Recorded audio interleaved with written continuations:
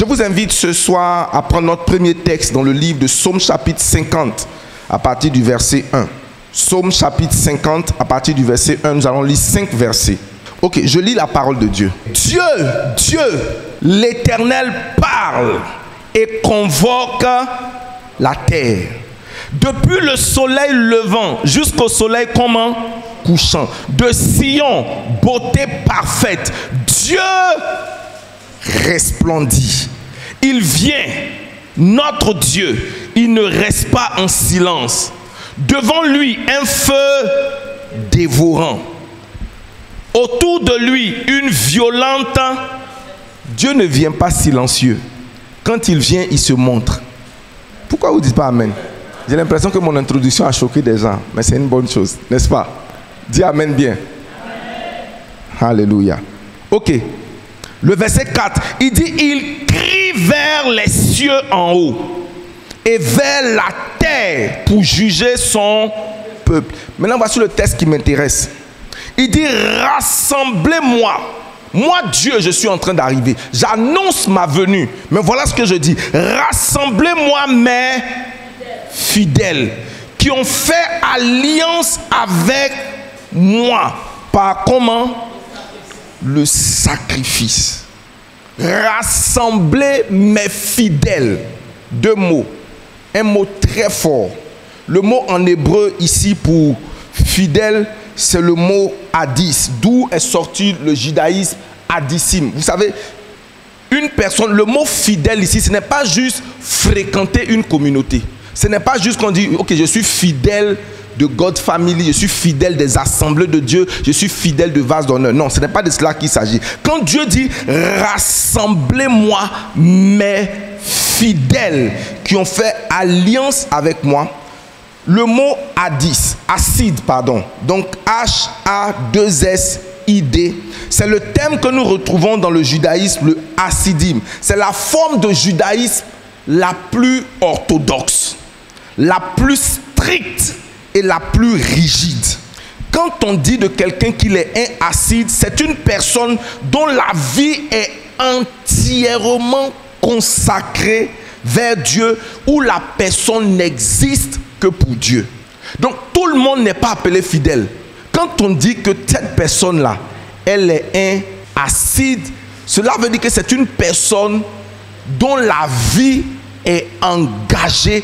Elle ne vit, elle ne pense totalement et entièrement que pour Dieu.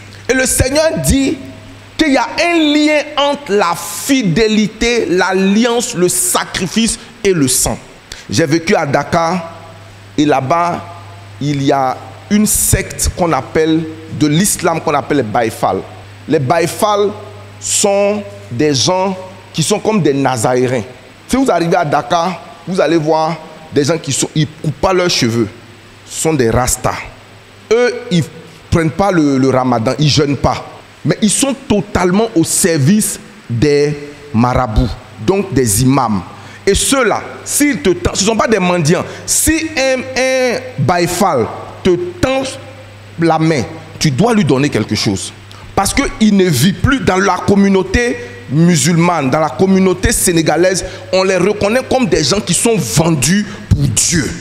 Sur le concept des Lévites qui n'avaient pas de propriété, qui ne travaillaient plus, eux, ce qu'ils font, c'est d'être au service de la mosquée.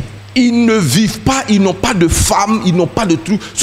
On leur permet certaines choses. C'est-à-dire qu'ils peuvent fumer la drogue, le chanvre. Ils ne considèrent pas ça comme la drogue. Ils peuvent fumer le chanvre. Aucun policier ne va les arrêter. On les considère comme des gens qui sont consacrés à Dieu. Donc ils vivent comme cela. Et leurs cheveux sont comme ils sont.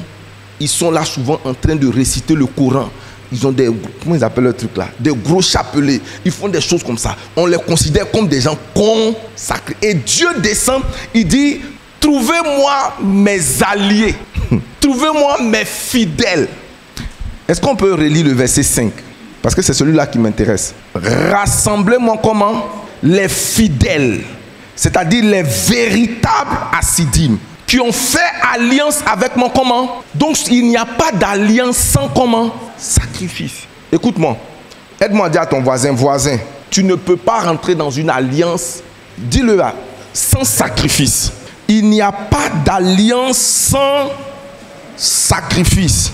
Quand vous lisez la parole de Dieu, partout où vous voyez alliance, vous allez voir sacrifice, vous allez voir le sang. Vous allez voir quoi? Sacrifice, et vous allez voir le sang. Retournons un peu dans l'histoire pour voir comment est-ce que le Seigneur rentrait dans une alliance avec son peuple. Le contexte historique des sacrifices. J'aimerais que vous remarquiez une chose.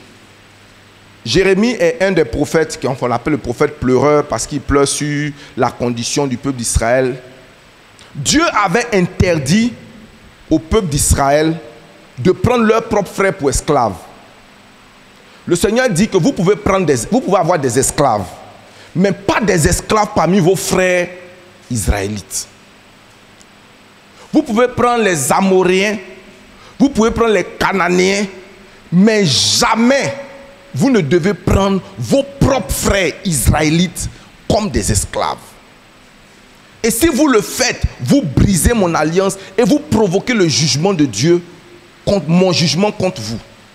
Et le peuple d'Israël, à un moment donné, s'est détourné de cette disposition de la parole de Dieu. Ils ont commencé à acheter d'autres Israélites. Vous savez que parmi nous ici, il peut arriver que certaines personnes aient des problèmes. Vous vous souvenez du prophète qui était endetté. Donc, parmi le peuple d'Israël, il y avait des gens qui se sont retrouvés dans des situations, on ne sait pas comment, mais d'autres enfants israélites, se sont retrouvés en train d'acheter à prix d'argent d'autres Israélites pour en faire des esclaves. Et cela a suscité la colère du Seigneur. Le Seigneur a décidé de se lever contre eux. Et Dieu va parler par la bouche de Jérémie que principalement, je ne suis pas contre le peuple d'Israël pour plusieurs péchés, mais en particulier pour ce péché-là, pour avoir pris leurs propres frères et en a fait des esclaves. Je pense que cela est valable pour nous aujourd'hui. Que tu dois pouvoir aider ton frère sans faire de lui un esclave, sans l'exploiter. Donc Dieu est contre l'exploitation de l'homme par l'homme. Dieu est contre l'exploitation des frères. Dis amen bien. Maintenant, quand le Seigneur revient et il leur dit, vous devez retourner dans mon alliance. C'est-à-dire que le peuple d'Israël, ils ont essayé de tromper, enfin ils ont trompé Dieu. Ils ont dit on est d'accord. Et puis après ils ont recommencé à acheter encore les mêmes. Ils n'ont pas racheté. Ils sont allés prendre leurs anciens esclaves qu'ils avaient libérés là. Pour dire revenez, êtes-nous esclaves. De toute manière on vous a acheté. Jérémie chapitre 34. Est-ce que c'est possible d'avoir les écrits ou c'est pas possible? C'est pas possible. Jérémie 34, verset 18 à 20. Il dit quoi? Je livrerai les hommes qui ont fait quoi? Qui ont violé mon alliance et qui n'ont pas observé Donc une alliance est comment? Il faut le dire très fort. Oh, mais pourquoi vous avez peur? Une alliance est comment? Dimanche, je vais enseigner quelque chose, ça va te faire du bien. Vous savez, beaucoup de gens sont devenus riches, pas parce qu'ils travaillent beaucoup, mais à cause des alliances spirituelles qu'ils ont tissées. Beaucoup de carrières musicales, là, ce n'est pas parce qu'ils chantent trop fort. Mais ne pensez pas que c'est diabolique. C'est un principe spirituel. Même Satan a proposé ce deal à Jésus. Il dit, pourquoi tu vas aller mourir sur la croix? Si tu te prosternes devant moi, tu n'auras pas besoin de mourir, on ne va pas cracher sur toi, on ne va pas faire ça. Moi, je vais te donner toutes ces choses-là, en échange de quelque chose. Donc, il y a des gens aujourd'hui qui sont aidés par des forces supérieures, qui soutiennent leur commerce, qui soutiennent leur carrière, qui soutiennent leurs finances. Si toi, tu t'assois pour penser que c'est juste commerce international, non. Il y a quelque chose de plus fort que cela. C'est pourquoi je t'emmène en appliquant ce principe-là dans le monde lumineux pour dire que tu ne peux pas dans ce monde physique évoluer uniquement avec l'énergie de ton intelligence seule. Il te faut une force supérieure. Et je vois Dieu t'aider au nom de Jésus. Je livrerai les hommes qui ont violé mon alliance, qui n'ont pas observé les conditions du... Tu vas signer des pactes avec des esprits supérieurs. Pourquoi tu dis pas? Il ne faut pas avoir peur. Ok. Qu'il avait fait devant moi en coupant un veau en d'eux et en passant entre les morceaux. Ça, c'est le texte qui m'intéresse. Il dit, je livrerai les chefs de Juda et les chefs de Jérusalem, les eunuques, ces sacrificateurs et tout le peuple du pays qui ont passé entre les morceaux de veau. Le verset 20. Je les livrerai entre les mains de comment? De leurs ennemis, entre les mains de ceux qui en veulent à leur vie. Et leurs cadavres serviront de pâture aux oiseaux du ciel et aux bêtes de la terre. Pourquoi? Parce qu'ils n'ont pas honoré mon alliance. Maintenant, comment les alliances étaient? L'alliance était entre Dieu et son peuple, entre Dieu et les hommes, était une cérémonie qui était tissée de manière symbolique. On prenait un veau, considérez que ces gens-là sont un veau, les deux. Ils sont comment? Un veau. On prenait le veau sans défaut, on le coupait au milieu et on mettait les parties en face. C'est-à-dire on les retournait en face. Et puis ceux qui rentraient dans l'alliance passaient au milieu de ces morts-là. Et même Dieu également passait au milieu. Et c'est après cela que la personne rentrait en alliance. Cela avait une signification. Que puisque Dieu voulait donner une image à ceux qui rentraient dans l'alliance, que sans mort, il n'y a pas d'alliance. Je ne peux pas être dans une alliance si je suis vivant. Celui qui rentre dans une alliance renonce à quelque chose. C'est pourquoi la Bible parlant du mariage dit que le corps de la femme ne lui appartient pas. Le corps du mari ne lui appartient pas. Celui qui est vivant ne peut pas être dans une alliance. Parce qu'il a une opinion. Il a quelque chose à dire. Il veut toujours raisonner. Quand tu raisonnes, tu n'es pas dans une alliance. Dis amen bien. Donc Dieu leur dit, si ceux qui sont rentrés dans l'alliance, cela veut dire que quand le peuple d'Israël a dit qu'ils rentraient dans l'alliance avec moi, ils ont accepté de mourir. En disant, de la même manière que le veau, et on les mettait en face, ça veut dire que, non, quand on coupe, imaginez, on coupe au milieu, non, et maintenant on les met, pour dire qu'ils ne peuvent plus se remettre ensemble. On prend la tête, et on prend la queue, on les met comme ça, et puis vous passez au milieu, pour dire que l'animal mort là, ne peut plus jamais vivre. C'était une cérémonie dans laquelle, merci d'aller vous asseoir, une cérémonie qui était organisée pour entrer en alliance avec Dieu. Mais le symbolisme de cette image, de cette cérémonie, c'était de comprendre que quand tu rentres dans une alliance, tu rentres dans un sacrifice où ce n'est pas simplement toi qui offres un sacrifice, mais que la chose qui est un sacrifice là te représente. Est-ce que vous comprenez ce que je veux dire? Quand dans Romains chapitre 12, il dit ne vous conformez pas au siècle présent, mais soyez transformés par le renouvellement de votre intelligence, afin que vous discerniez quelle est la volonté de Dieu. Mais plus haut, il dit que vous soyez un sacrifice qui est comment? Dis avec moi, sacrifice qui est vivant. Il dit, tu n'es pas en alliance sans sacrifice. Et il n'y a pas d'alliance sans mort. Dieu ne va pas te livrer au bon vouloir de tes ennemis. Arrêtons dans Genèse, on va voir quelque chose. Ok, je vous exhorte, Romains chapitre 12, verset 1, je vous exhorte donc, frères, par les compassions de Dieu, afin comment? À offrir vos corps comme un qui est comment? Vivant, qui est comment? Saint, agréable. C'est-à-dire que de la même manière, Dieu veut que tu sois un acide. Est-ce qu'on revient à ce que j'ai dit? À ceux qui ont tissé, rassemblez-moi mes fidèles, qui ont fait alliance avec moi par le sacrifice. Comment je sais que Paul était sacrifié? C'est Christ qui vit en moi. Si je vis, ce n'est plus moi qui vis. Alors qui vit en moi? C'est Christ qui vit en moi. Dans beaucoup de choses aujourd'hui, ce n'est pas Christ qui vit en toi, malheureusement. Genèse chapitre 15 à partir du verset 7 jusqu'au verset 18.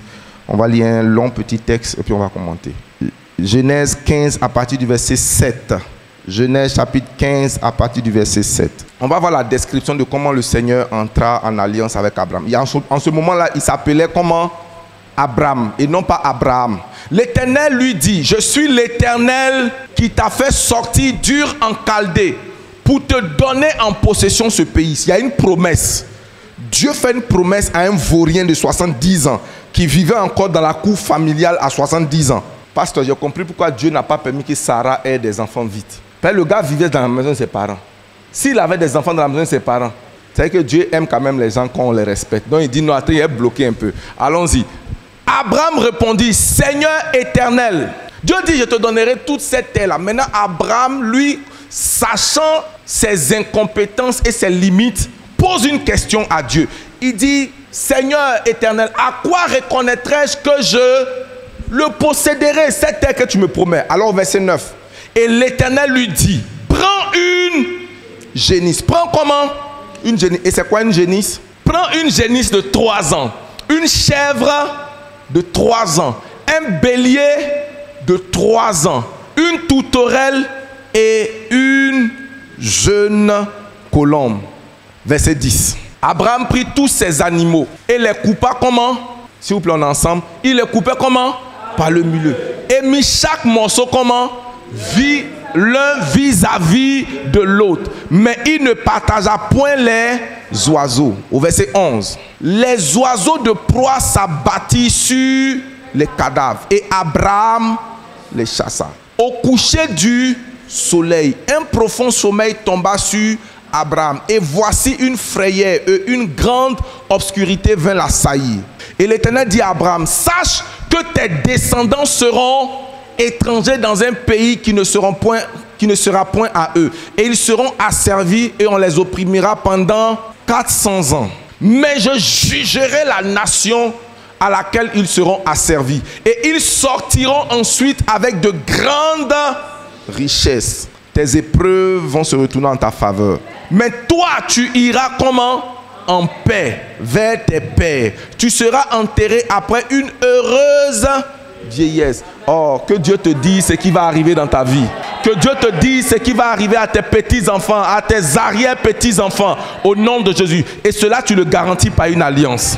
J'ai dit, tu le garantis. À la 4e génération, ils reviendront où ça? C'est pourquoi vous comprenez que la terre de Canaan, c'était la terre que Dieu a donnée à Abraham. Abraham a juste quitté la terre et les Cananéens sont venus. C'est comme vous êtes un village bêté. À cause de la faim, vous allez un peu vers les baoulés.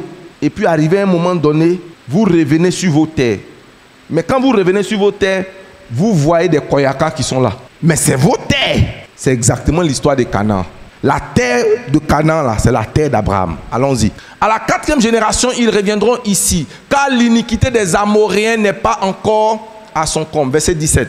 Quand le soleil fut couché, il eut une obscurité profonde, et voici, ce fut une fournaise fumante, et des flammes passaient entre les animaux partagés. Ça, c'était selon vous le symbole de qui? De Dieu qui passait. C'est-à-dire, quand Dieu a dit de tuer les 4 animaux là, de les mettre en pas. La même histoire que nous avons lue en Jérémie, c'était la cérémonie de l'alliance que Dieu faisait avec Abraham. C'est pas Abraham qui l'a initié ça la première fois. Avant d'instaurer la circoncision, c'était le moyen par lequel Dieu disait, prends ces animaux-là, prends-les. Et toi, quand tu les auras tués, tu passeras au milieu.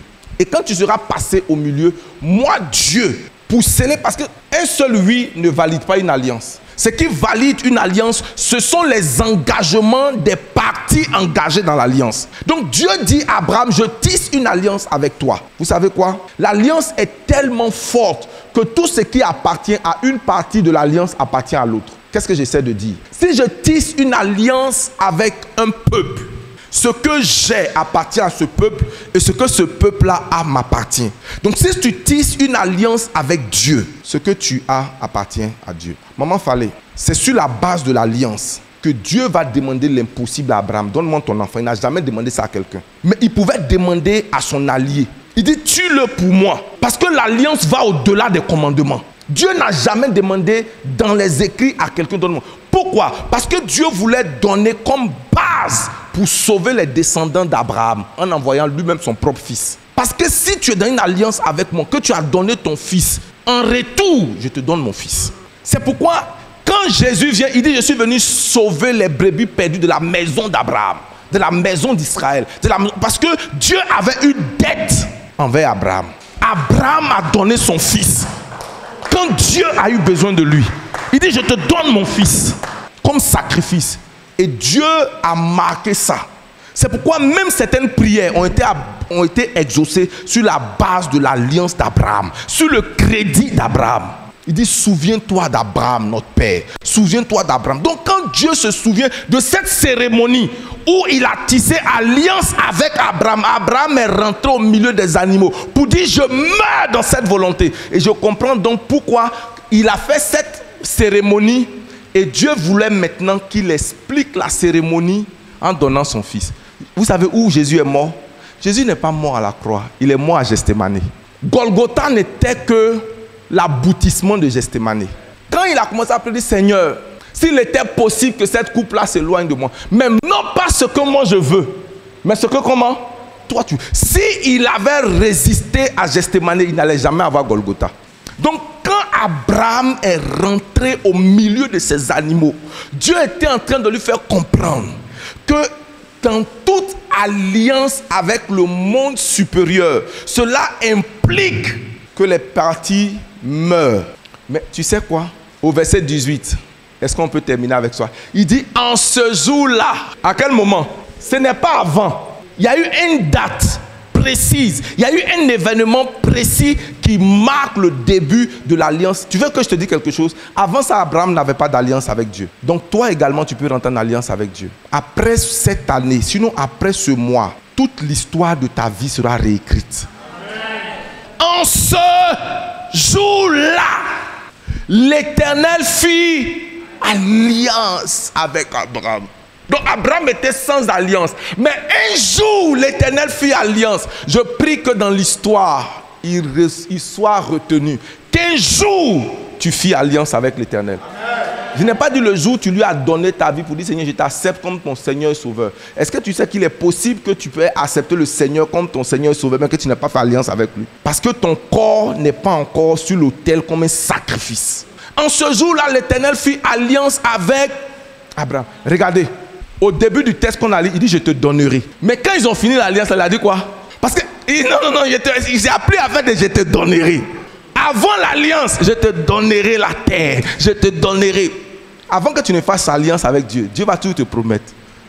Judith, je te donnerai un mariage glorieux. Je te rendrai prospère. Je te bénirai, je te bénirai, je te bénirai. Mais Dieu attend maintenant le sacrifice pour valider. Et ça me met en lien avec le message du vieux Mian. Qui a... C'était quoi son thème là? Qui a béni tes promesses? En réalité, ce n'est même pas qui a béni tes promesses. Quelle est l'alliance qui garantit? Retournons au verset 7 et puis on revient au verset 18. Je veux qu'on fasse rapidement quelque chose. L'Éternel, il fait une promesse. L'Éternel lui dit encore, je suis l'Éternel qui t'a fait sortir d'Ur en Chaldée pour te donner en possession ce pays. Une promesse. On peut donc tirer une conclusion à partir de ces affirmations-là. Que la réalisation des promesses de Dieu sur ta vie n'ont pas besoin de temps, mais d'action. Souvent, tu te dis que dans 5 ans, telle chose va arriver. Dans 10 ans, telle chose va arriver. Les choses attendent des actions que tu marques avec Dieu. Quand Dieu veut s'engager avec un homme, il tisse une alliance avec la personne. L'alliance, c'est l'engagement solennel de Dieu de faire quelque chose. Quand Dieu est entré dans une alliance, il ne peut pas faire davantage que s'engager. La Bible dit que, mon fils, écoute-moi, il dit que celui qui doit prendre un engagement là, il doit jurer. Mais on ne peut pas jurer par moins grand que soi. Tu ne peux même pas jurer sur ta propre tête. Tu dois jurer sur quelque chose. Prenant sur la Bible. Donc en prêtant serment, il prête serment sur quoi? Je jure devant qui? Devant Dieu ou bien devant la loi de garder mon serment dans la confidentialité, de ne pas dévoiler les secrets de mes temps, de ne pas faire ci, de ne pas faire ça. Maintenant, il n'y a jamais de serment sans une clause de dire si je ne fais pas ça, que la loi, que la rigueur de la loi s'applique à moi. Si je ne fais pas autre chose que ça, que je sois frappé d'opprobre. Donc il y a un engagement ferme quand on vient prêter serment. Maintenant, Dieu veut rentrer en alliance avec l'homme. Mais il ne peut pas prendre des engagements sur plus grand que lui. Et comme il ne peut pas le faire, sa manière à lui, c'est de rentrer dans une alliance. Pour dire de manière irrévocable. En plus du fait que dans sa nature de Dieu, il ne peut jamais se dédire ni se contredire. Il dit, je rentre dans une alliance pour te dire que ce que je veux faire dans ta vie là, je ne peux pas faire autrement que ça. Quand Dieu tisse une alliance avec David, il dit à David, si tu fais telle chose, je vais te frapper de ma main, mais mon amour ne s'éloignera point de toi. Même Jérusalem aujourd'hui est appelée la ville de David. Parce qu'un homme a tissé une alliance avec Dieu. Mais bien aimé, il n'y a pas d'alliance sans sacrifice. Mais quand je parle de sacrifice, souvent tu penses que c'est les moutons, c'est les bœufs, c'est de l'argent. Le véritable sacrifice, c'est ta vie. Le sacrifice dont les questions. Rassemble-moi mes fidèles qui ont fait alliance avec moi. Comment? Pas un sacrifice. Mais quel est le sacrifice? Le sacrifice de leur vie. Il y a des gens ici qui ont sacrifié leur jeunesse. Il y a des gens en temps normal, l'argent qu'ils auraient pu utiliser pour leur plaisir, ils ont mis ça. Quand Dieu les regarde, ils sont en alliance avec moi. C'est pourquoi il y a des gens que Dieu ne permet pas qu'on les touche. À cause du degré d'alliance qu'ils ont avec Dieu. Tu sais, on marche tous avec Dieu, on n'a pas la même alliance avec Dieu. Dieu l'a dit à la sœur de Moïse. Que Myriam, quand elle est venue dire, hey, Lila, est-ce qu'il n'est pas prophète? Nous tous on est prophètes. Et c'est vrai qu'elle était prophétesse. Aaron aussi était prophète. Et pourquoi? Parce qu'ils sont de la famille de Lévi. Dieu s'est dit pourquoi? Et vous savez, les raisons pour lesquelles elle se plaignait là, c'était fondé. Moïse a pris une femme éthiopienne. Non, elle a commencé à parler. Maintenant, Dieu descend dans le rêve de Myriam. Dit, tu n'as pas eu peur. Tu n'as pas peur. Quand il doit te parler, tu es prophétesse. J'utilise les songes, les énigmes. Mais Moïse là, ce n'est pas ton camarade. Je lui parle face à face. Ça, maman Fallait, ça c'est une chose qui m'a perturbé avec Dieu. Pourquoi les gens qui sont loin de lui, il les parle en énigme? Comment ils vont comprendre? Maintenant, ceux qui sont proches de lui, ceux qui ont besoin de qu'on leur parle même ouvertement là, c'est eux qui parlent par énigme. Papa, je ne sais pas si tu comprends ce que je veux dire. Ok, Dieu dit, vous là, quand il doit vous parler, je vous parle par des énigmes, par des images. Mais quand il s'agit d'Abraham, je lui parle sans énigme. Je lui parle comme un homme parle à son ami. Je lui parle bouche à bouche. J'ai dit, mais Dieu, on dirait que les gens ont mal mis le verset là. C'est ceux qui sont loin là, qui ont besoin qu'on leur explique les choses terre à terre. Jésus vient encore, il fait la même chose. Ses disciples disent, mais pourquoi tu leur parles en parabole? Il dit non, parce que dans le système de Dieu, quand tu es proche de lui, il te parle clairement. Quand tu es loin de lui, il te parle en parabole. Ah! Est-ce que tu vois un peu? Donc quand tu lis ta Bible et puis tu ne comprends pas, ça veut dire que tu es un peu loin de Dieu. Tu es là, tu dis, mais qu'est-ce que ça a dit à Jésus que je lis depuis là? Ça veut dire que tu es loin. Plus tu es loin de Dieu, plus il te parle en énigmes. Par des énigmes. Donc pour revenir à ça, Dieu dit à Myriam, n'as-tu pas eu peur de parler contre mon serviteur Abraham? Oh, pourquoi c'est Abraham qui est dans ma tête? Moïse. Je prie qu'il se lève des Moïse au milieu de nous. J'ai dit, je prie qu'il se lève des Moïse au milieu de nous. Qu'est-ce que Moïse a sacrifié? La gloire du palais de l'Égypte. Il dit, Moïse devenu grand refusa d'être appelé le fils de la fille d'Abraham, préférant souffrir avec le peuple de Dieu que d'avoir pour un temps part au plaisir du péché, voyant une gloire plus grande. Son sacrifice, c'est quoi? Souffrir avec le peuple de Dieu. Qui t'a dit que marcher avec Dieu est sans souffrance? Qui t'a dit qu'une vision vient sans souffrance? Qui t'a dit ça? Qui t'a dit que dès que le Seigneur t'appelle, automatiquement, ça sera la gloire, la gloire? Il y aura un temps de sacrifice. Un temps d'épreuve. En réalité, c'est ton sacrifice là qui valide ton alliance avec Dieu. Qu'est-ce que tu as sacrifié? Qu'est-ce que tu as mis dans la balance? Je ne te parle pas de 5%, de 2%. Je ne te parle même pas de 80%. Je te parle de 100%. Un jour, le Seigneur a dit, dans ma jeunesse, pendant qu'il était en train de prier, il dit, cherchez premièrement. Il dit, Seigneur, cherchez premièrement. Et les autres places là, c'est pour qui? Prends toute la place. Pourquoi tu veux qu'il cherche premièrement? Je ne veux pas premièrement. Moi, je veux quoi? Prends toute la place. Si ce n'est pas bon, si ça ne vient pas de toi, si ce n'est pas ce que tu veux, alors Seigneur, je renonce à cela. Est-ce qu'il y a dans ton histoire, dans ta marche avec Dieu, quelque chose auquel tu as renoncé pour le plaisir de marcher avec lui? Réponds à l'intérieur de toi-même. L'alliance, et nous allons aller en clôturant, l'alliance représente l'engagement irrévocable et définitif. Et vous savez que dans les deux parties où vous êtes engagé avec Dieu, la partie qui peut faillir, c'est l'homme, mais pas Dieu. C'est pourquoi il dit, même quand vous êtes infidèle, moi Dieu, je demeure fidèle. Et la raison, c'est laquelle? Parce que je ne peux me renier moi-même. À partir du moment où Dieu fait son alliance avec Abraham, il ne parle plus au futur. Il lui dit, je te donnerai. Il ne dit pas, je te donnerai, mais plutôt, je te donne.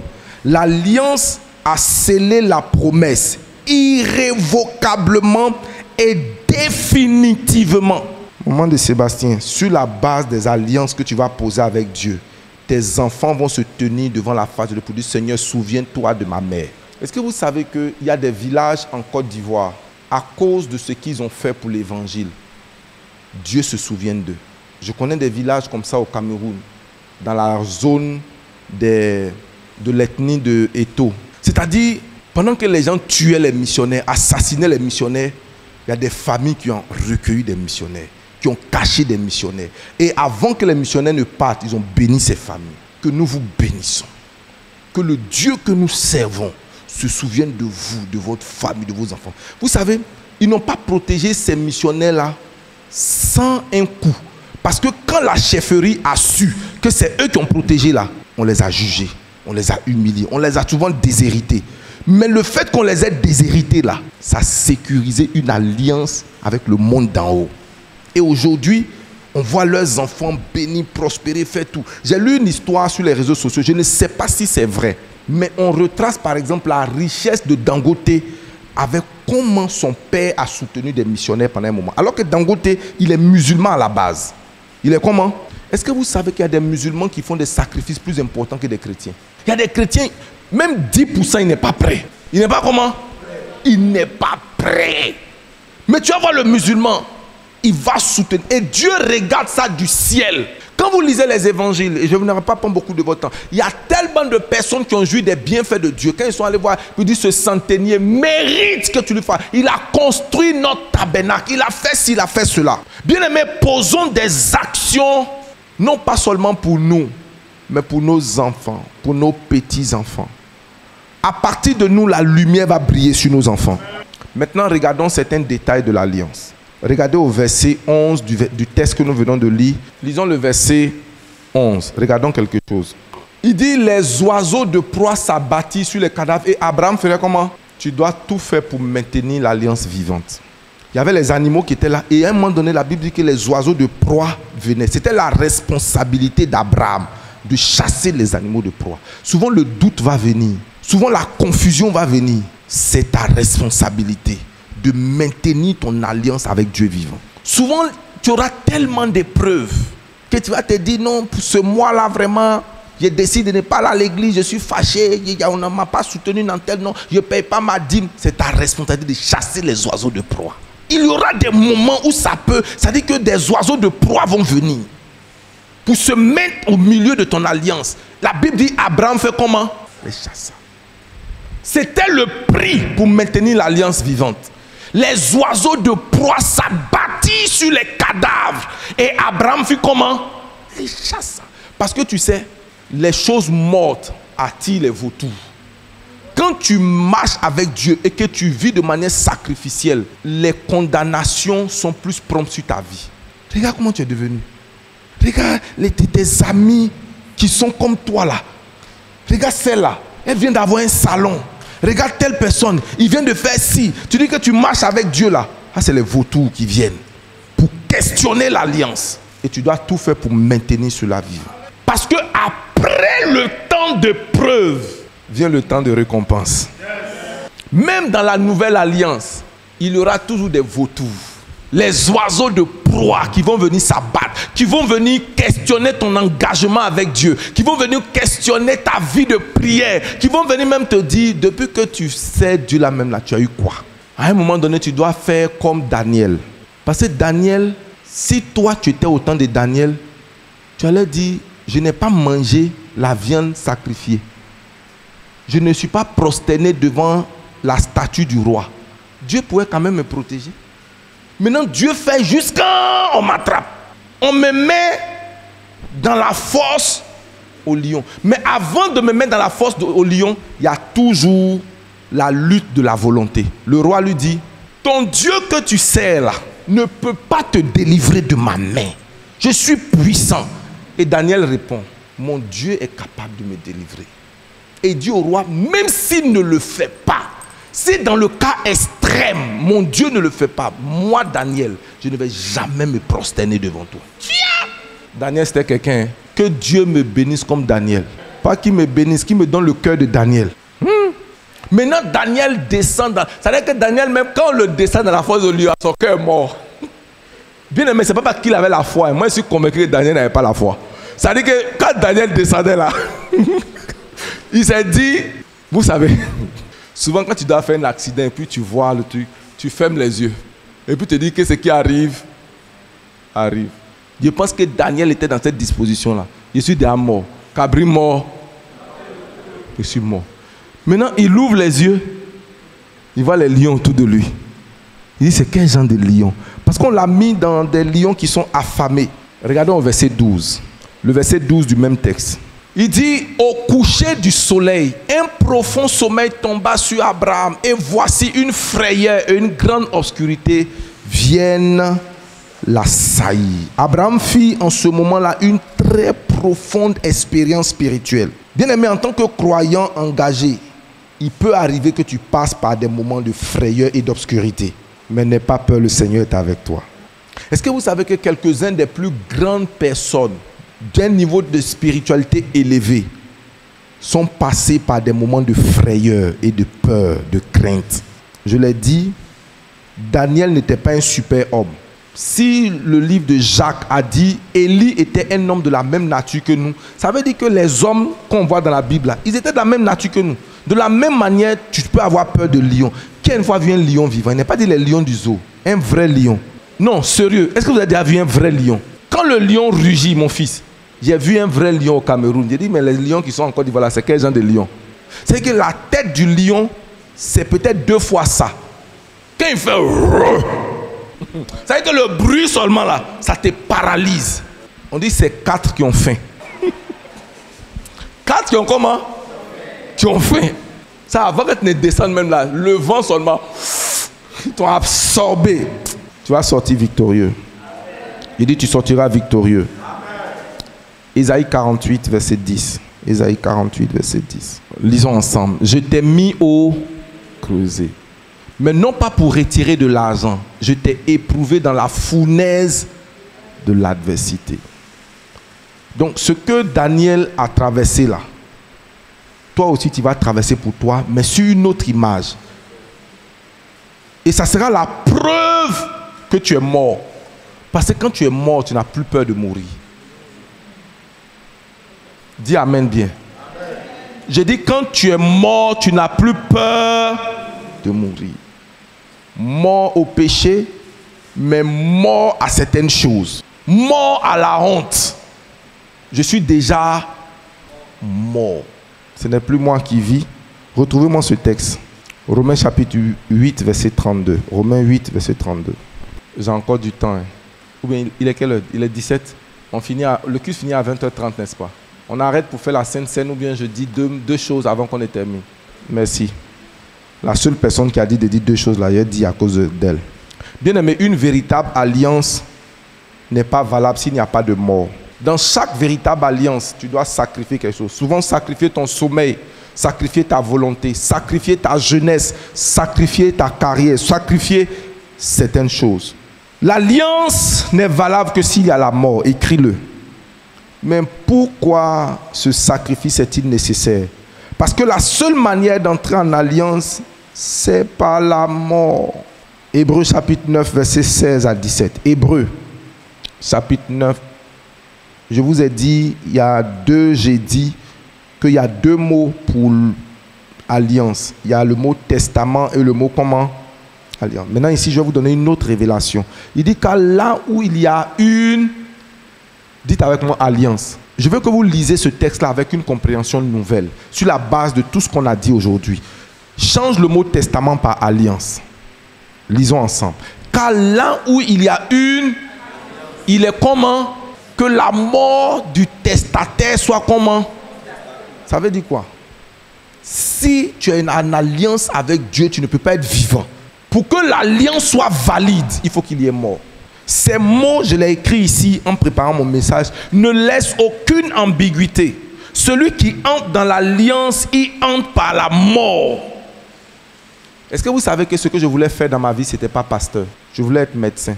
Je voulais être politicien. Je suis devenu pasteur pas parce que je le voulais. C'était d'abord au prix du sacrifice de ce que je voulais être. Dis amen. Je n'ai pas entendu ton amen. Mon père a dit, il n'y a pas de problème. Mais sache que, parce que j'ai répondu à l'appel à 15 ans, il faut que ce soit la Bible là, qui te nourrisse. Il voyait ça comme une malédiction, alors que c'était une bénédiction. Qui est-ce qui me nourrit aujourd'hui? Répondez-moi. Il voyait ça comme une malédiction. Que la Bible te nourrisse. Ne reviens jamais vers moi pour me demander quoi que ce soit. La première croisade que j'ai organisée à Mans, je suis sorti avec une dette où j'ai perdu tout, ma télévision, tout. Et je vais honorer ma grande soeur parce que je n'avais rien. Elle m'a emmené une moto d'Odiéné à Mans, elle. Et c'est la moto que j'ai commencé à conduire. Et elle m'envoie un peu d'argent parce que celui qui j'ai dit allait louer les chaises. Ça veut dire que je ne sais pas, je comptais sur quoi. Ça veut dire que j'ai invité Gouin-ce Dieu. C'était le propriétaire du lycée Bon Samaritain à Koumansi. J'ai invité un de mes vieux pères, Daoué. Je l'avais invité une fois, il avait répondu. Mais la deuxième fois là, il n'est pas venu. L'autre aussi n'est pas venu. J'ai fait les affiches, j'ai collé partout. Je suis parti dans toutes les salles de classe, au Blond, au lycée. J'ai invité les gens. Je suis parti maintenant, j'ai loué près de 500 chaises. Au moment de la croisade, il n'y avait pas 20 personnes. J'ai chanté, j'ai prié, j'ai prêché. Le gars de la musique, quand il a commencé à voir que... j'ai donné une avance. C'était sur 3 jours. Le deuxième jour, il dit, mon frère, le gars des chaises. Donc, le gars des chaises est venu prendre la télé. Celui de la sono est venu prendre les chaises avec le DVD, avec toute ma maison est devenue vide en l'espace de tout. Je pouvais dire, mais Dieu, je voulais sauver les âmes. Je voulais faire comment? Je ne pouvais pas retourner vers mon papa. Il m'était envoyé moi seul. Je n'avais personne. Quand il dit personne, je n'avais personne. J'ai juste appelé ma grande soeur pour dire, c'est ton frère qui souffre ici. Il s'est souvenu de moi. Elle m'a envoyé un truc. Et puis je ne sais pas comment je suis sorti de là. Et puis on a organisé quelque chose encore. Est-ce que tu connais la honte de ça? Il te disait, lui là, il pensait, il comptait sur quoi même? Tu sais, les gens commencent à se moquer de toi. Et même que tu veux organiser quelque chose d'autre, la peur de l'échec là revient en force. Mais le Seigneur te dit, cette même ville où tu as eu honte, je vais t'élever dans cette ville. On organise un programme où le maire, le député, tout le monde est là. Tu avais quel âge? 17 ans. Tu regardes, tu dis, Seigneur, ils ont fait confiance à cet enfant-là. À 15 ans, tu échoues. À 17 ans, tu reviens. Là, et avec un... Bien aimé, à un moment donné, tu passes souvent 3 jours, pas parce que tu jeûnes, mais pas il n'y a pas de quoi manger. Quand vous voyez quelqu'un comme le pasteur Sahué, la première fois que j'ai mangé saucisson et beurre dans pain, c'était dans la maison du pasteur Sahué. Il m'a vu un jour, il m'a dit, mon fils, il a commencé à prophétiser sur moi. Il m'a emmené chez lui. La table est gagnée. Il dit, oh. Mes cheveux étaient en désordre. Il m'a emmené chez un coiffeur. Il a coupé mes cheveux. Avant, toujours, je ne porte plus de chaussettes. Il m'a emmené quelqu'un, il dit, il faut porter chaussettes. Donc, le pasteur Sahué, ce n'est pas quelqu'un qui me connaît dans ma gloire. C'est quelqu'un qui m'a connu quand je n'étais qu'un enfant. Un enfant de 17 ans. Quelqu'un qui a prophétisé sur moi en pleurant. Il a vu 20 ans devant. Il dit, je te vois comme du miel. Je vois des gens s'assembler. Je te vois avec des politiciens. Je te vois, tu seras... Au quartier 13. Demande à quelqu'un, qu'est-ce que tu es prêt à sacrifier? Tant qu'une personne reste vivante, il n'y a pas d'alliance. Il est impossible d'être dans une alliance. S'il te plaît, je vais m'arrêter. Je veux que tu appliques cela également dans ton mariage, dans ta vie de couple. La raison de beaucoup d'échecs, c'est qu'on a 2 personnes vivantes. 2 personnes comment? Oh, il faut qu'un meure, ou bien les 2 meurent. Soit un meurt, ou bien chacun de nous doit mourir en quelque chose. Si toi, tu ne renonces pas à tes goûts, à tes choix. Non, moi, on ne me fait pas ça. Non, moi, on ne me parle pas comme ça. Moi, on ne me dit pas comme ça. Donc, reste dans ta maison. Si tu veux rentrer dans une alliance, que Dieu te bénisse. Tenons-nous debout, nous allons prier.